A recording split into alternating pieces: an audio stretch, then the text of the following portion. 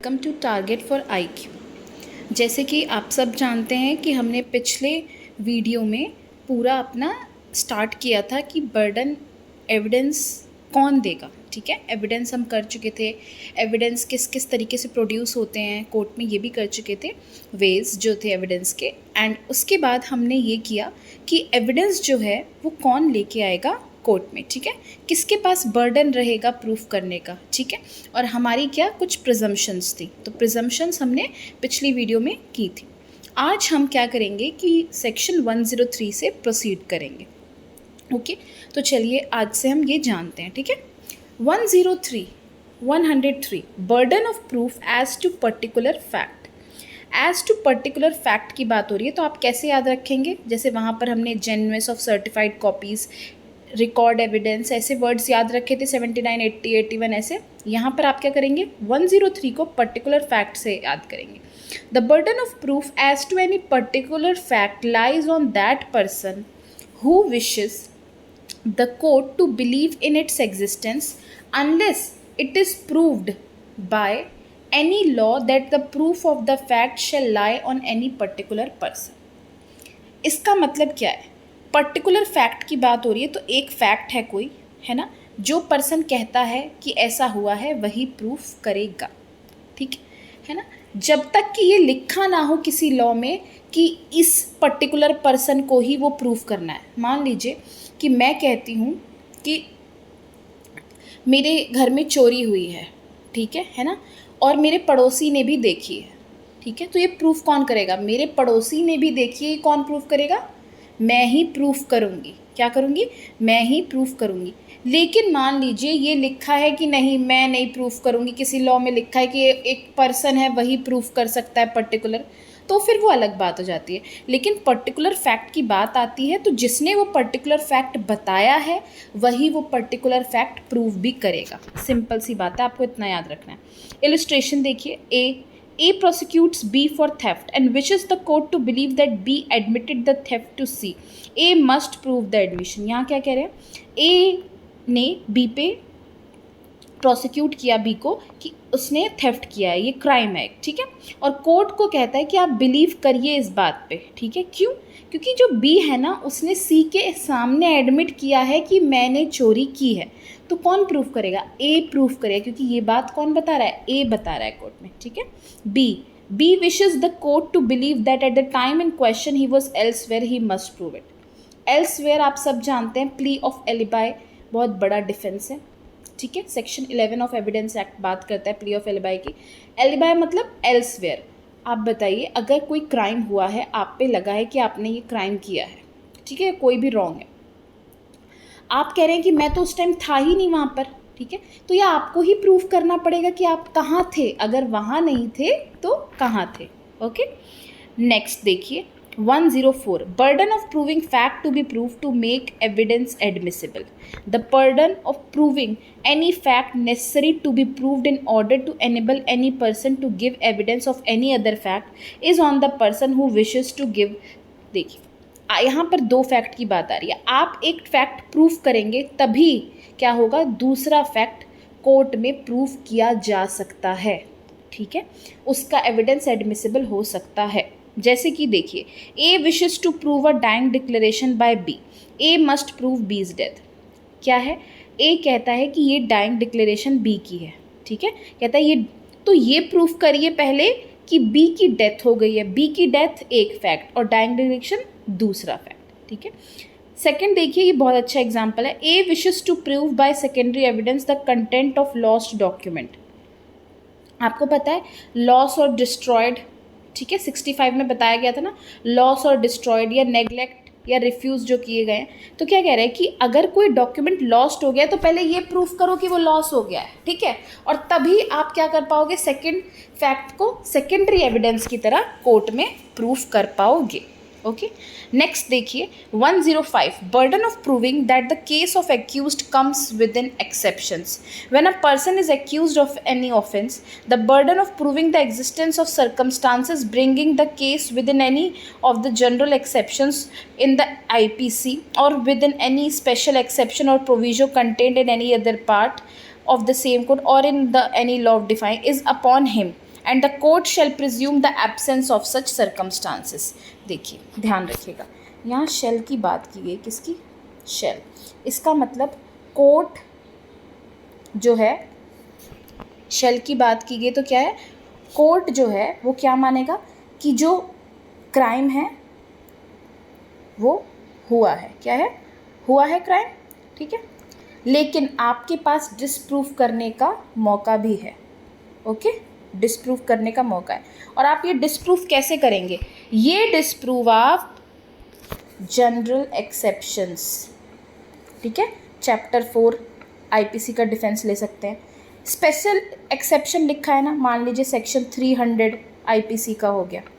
Okay, proviso में भी होते हैं, एक्सप्लेनेशन में, एक्सेप्शंस में भी एक्सेप्शंस होते हैं, ठीक है, या फिर किसी में भी लिखा है ना, सेम कोड में किसी में भी। तो क्या है, ये शेल प्रिज्यूम है। कोर्ट ये मानेगी कि आपने क्राइम किया ही है। क्या है? आपने क्राइम किया ही है, लेकिन आपके पास डिसप्रूव करने का मौका है। किसके थ्रू? अपने क्राइम को डिसप्रूव करने का मौका है आपके पास। किसके थ्रू?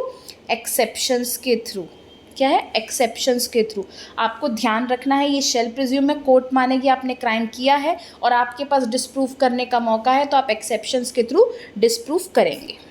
ओके, नेक्स्ट थिंग देखिए, A accused of a murder, illustration है, A accused of murder alleges that by reason of unsoundness of mind he did not know the nature of that. क्या बोल रहा है कि ए जो है उस पर मर्डर का इल्ज़ाम लगा है, ठीक है, कोर्ट तो यही मानेगी, ठीक है, कि लेकिन उसको प्रूफ करना है एक्सेप्शन में से, ठीक है, आता है ना अनसाउंडनेस ऑफ माइंड का 84, वहीं पर सेक्शन 84 कि क्या है, वो प्रूफ करेगा कि मैं अनसाउंड माइंड था। ऐसे ही आप सडन ग्रेव एंड प्रोवोकेशन, आपको पता है कि आपका grave and sudden provocation murder का एक्सेप्शन है, ठीक है, वैसे। नेक्स्ट थिंग देखिए आप 106, burden of proving fact specially within knowledge, ठीक है, इसीलिए इस स्पेशली विद इन नॉलेज की वजह से इसको क्या कहा जाता है? रेस इप्सा लिक्विटर की मैक्सिम इस पे अप्लाई होती है, ठीक है, जिसको क्या कहते हैं? Things speaks for itself.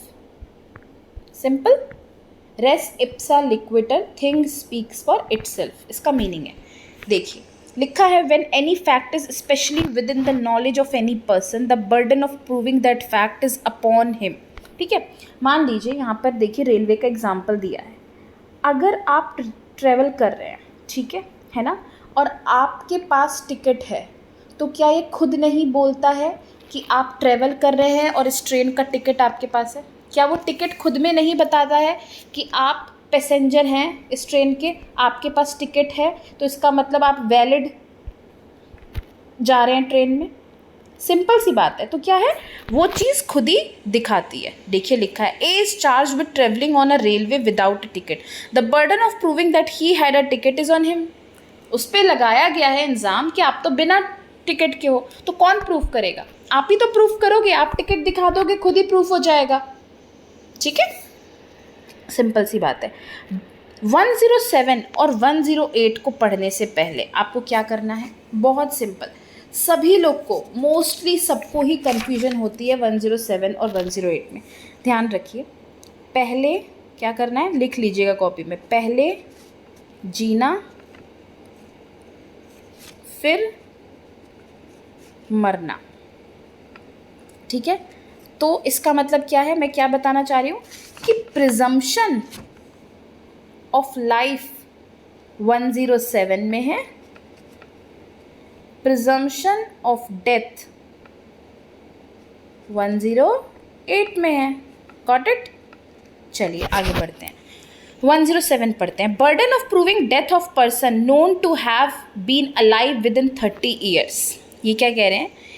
When the question is whether a man is alive or dead and it is shown that he was alive within 30 years, the burden of proving that he is dead is on the person who affirms it.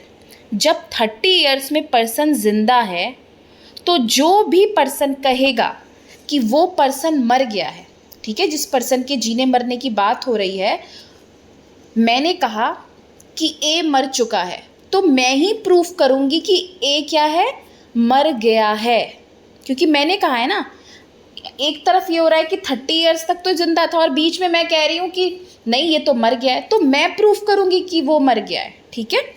और 108 क्या कह रहा है, burden of proving that person is alive who has not been heard for 7 years provided that when the question is whether a man is alive और dead and it is proved that he has not been heard of for 7 years by those who would naturally have heard of him.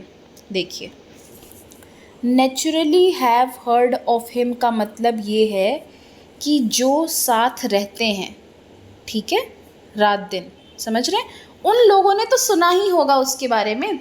तो क्या है, burden किस पे जाएगा, जो person कहता है कि वो जिंदा है, मतलब ए जिंदा है, यहाँ ए के जिंदा होने की बात होगी और वहाँ मरने की, तो जो भी पर्सन कहेगा कि ए तो जिंदा है, क्योंकि सबने तो ये सुना है कि वो 7 साल से उसके बारे में कुछ भी नहीं सुनाई दिया है, और एक पर्सन आता है कहता है वो तो जिंदा है, तो वही प्रूफ करेगा कि वो जिंदा है। और क्या है, पहले जीना फिर मरना, ठीक है, ध्यान रखिएगा प्लीज़, नहीं भूलना है किसी को भी, बहुत ही स्कोरिंग है ये सब।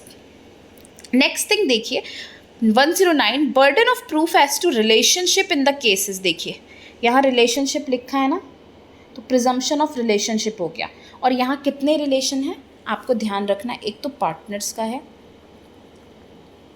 ठीक है, दूसरा प्रिंसिपल एजेंट, ठीक है, और थर्ड लैंडलॉर्ड टीनेंट। क्या है, लैंडलॉर्ड टीनेंट। तो बर्डन ऑफ प्रूफ किस पे रहेगा, बर्डन ऑफ प्रूफ उस पर्सन पे रहेगा जो कहेगा कि ऐसा रिलेशन हमारे बीच में नहीं है। क्या रहेगा, बर्डन ऑफ प्रूफ उस पर्सन पे रहेगा जो कहेगा कि ऐसा रिलेशन हमारे बीच नहीं है। आइए हम रीड करते हैं। When the question is weather persons are partners, landlord and tenant, or principal and agent, and it has been shown that they have been acting as such, the burden of proving that they do not stand, क्या लिखा है, वो नहीं है, या फिर पहले थे अब नहीं है, सीज कर दिया, to each other in those relationship respectively is on the person who affirms it, जो कहता है कि अब नहीं है, अब सीज कर दिया है, या हम शुरू से ही पार्टनर्स नहीं है, ठीक है। अब देखिए next 110, burden of proof as to ownership. ये क्या है, प्रिजम्पशन एज टू ओनरशिप, ठीक है। देखिए एक पर्सन है, एक ओनर है, ठीक है, क्या है, ओनर, ठीक है, वो इस घर में रहता है, उसके पास इसका पोजेशन है, ठीक है। अब मान लीजिए कि मैं कहूँगी कि नहीं ये इस घर का ओनर नहीं है, तो मैं ही तो प्रूफ करूँगी, जो नेगेटिव सेंस में कहता है वही प्रूफ करता है। आप तब से पढ़ रहे हैं, आपको पता चल जाएगा, जो भी नेगेटिव सेंस में कहेगा वही प्रूफ करेगा, ठीक है, जो बात को काटेगा वही प्रूफ करेगा, ठीक है। आगे देखिए 111 proof of good faith in transaction where one party is in relation of active confidence। क्या है ये, presumption as to active confidence। active confidence के रिलेशन कौन से होते हैं, देखिए क्लाइंट, एडवोकेट। क्लाइंट को क्या पता नहीं है कि मेरा एडवोकेट है तो मेरे लिए जो करेगा सही करेगा, फादर सन, ठीक है, फादर सन में क्या होता है, सबको पता है, कोई भी सन जानता है मेरे फादर जो करेंगे मेरे लिए अच्छा ही करेंगे, ठीक है, क्या करेंगे, जो भी करेंगे मेरे लिए अच्छा ही करेंगे, ठीक है। तो इसमें क्या होगा, किस पे रहेगा बर्डन ऑफ प्रूफ, अब आके पढ़ते हैं। Where there is a question as to good faith of transaction between parties, one of whom stands to the other in a position of active confidence, the burden of proving the good faith of the transaction is the person is the on the party who is in a position of active confidence, ठीक है। Active confidence में कौन है, कौन सी party है, देखिए advocate, ठीक है, फादर, ये हायर पोजीशन पे है, और ये क्या है, ये एक्टिव कॉन्फिडेंस में पार्टी है। तो अपना गुड फेथ कौन प्रूफ करेगा, यही लोग अपना गुड फेथ प्रूफ करेंगे कि नहीं हम आपके साथ गलत नहीं कर रहे हैं, ऐसा कुछ नहीं है। जब भी क्लाइंट या सन को डाउट होगा। Got it? ये थे हमारे 103 से 111 तक। अब आपको क्या करना है, 103 को कैसे याद करना है, आइए मैं आपको दोबारा बता दूं। देखिए 103 को आप करेंगे particular fact, 104 evidence admissible, 105 exceptions, criminal exceptions लिख लीजिएगा, ठीक है। 106 specially within knowledge plus इसकी मैक्सिम आप ध्यान रखिएगा। 107 जीना फिर मरना, ठीक है, 108 का। 109 क्या है आपका, रिलेशनशिप, और 3 तरीके के रिलेशनशिप हो, ध्यान रखिएगा, इससे अलग कुछ नहीं होगा। As to ownership 110 and 111 active confidence. अगली जो चीज़ है 111A से लेके मैं आगे 11 आगे जो भी है वो मैं आपको नेक्स्ट उसमें समझाऊँ, क्योंकि वो बहुत डिटेल्ड और बहुत ही इम्पॉर्टेंट चीज़ है। तब तक आप ये करिए और इसको कंप्लीट करके रखिएगा, और पिछली क्लास के 79 to 90A वाला टेबल भी कंप्लीट करके रखिएगा। बाकी कुछ भी आपको पूछना हो तो आप कमेंट बॉक्स में कमेंट कर सकते हैं। थैंक यू एवरीवन, तब तक के लिए लाइक शेयर एंड सब्सक्राइब करिए।